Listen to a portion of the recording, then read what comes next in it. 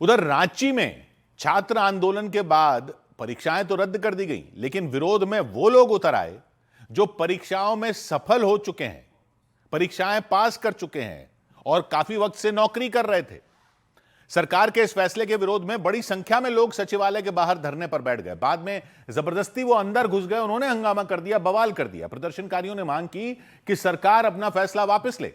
2 दिन पहले मुख्यमंत्री हेमंत सोरेन ने धांधली और गड़बड़ियों का जो आरोप लगा था, उस वजह से झारखंड कर्मचारी चयन आयोग के तहत होने वाली परीक्षा और चयन परीक्षा को रद्द कर दिया था, चयन प्रक्रिया को रद्द कर दिया था पूरी।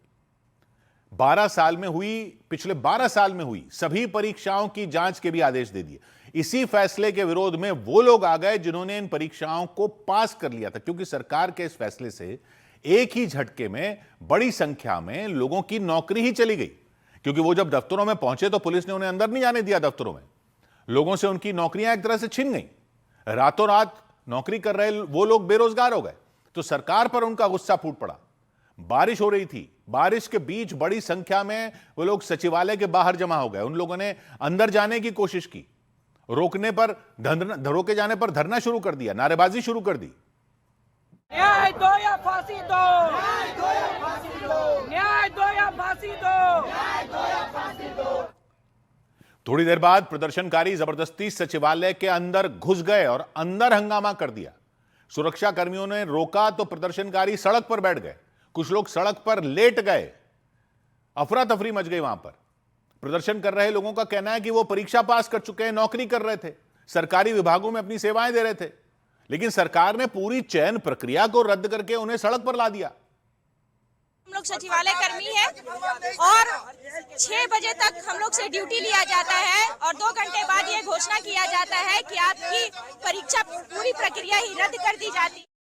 प्रदर्शन कर रहे लोगों ने राज्य सरकार से परीक्षा रद्द किए जाने के फैसले को तुरंत वापस लेने की मांग की। हेमंत सोरेन सरकार पर सवाल उठाए।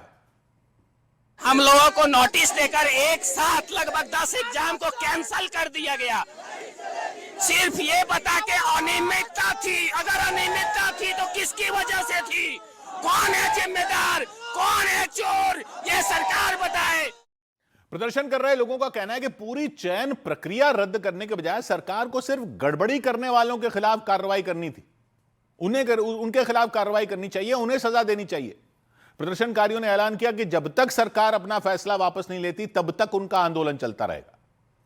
सौभाग्य की एक बात यह कि झारखंड में नौकरियों के लिए ली गई परीक्षाएं तो कैंसिल कर दी गई गड़बड़ियों के आरोप में, लेकिन जो उन परीक्षाओं के आधार पर अब नौकरी कर रहे हैं उनका कौन सोचेगा? पिछले कई साल की परीक्षाओं के रिजल्ट रद्द कर दिए, लेकिन यह भी तो कोई देखेगा कि उन रिजल्ट के आधार पर लोग नौकरी कर रहे हैं, उनको अपने दफ्तरों में जाने से रोक दिया गया कि भाई अब तो आपका एग्जाम ही रद्द हो गया, प्रक्रिया ही रद्द हो गई। उन लोगों की क्या गलती? अगर आपकी परीक्षा में गड़बड़ी थी तो आप देखो, यह कैसे कह सकते हो कि सब लोग धांधली से पास हुए हैं? और चलो अभी रिजल्ट ही आया होता तब भी बात समझ में आती। ये लोग तो अपनी पुरानी नौकरियां छोड़ छोड़कर काफी टाइम से नई नौकरी कर रहे थे ना उस परीक्षा में पास होने के बाद।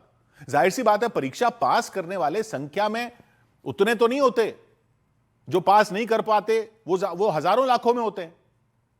जो पास नहीं कर पाते उन्होंने इल्जाम लगाया कि परीक्षा में धांधली हुई, आंदोलन कर दिया, सरकार को मजबूर कर दिया कि परीक्षा रद्द करवा दी जाए।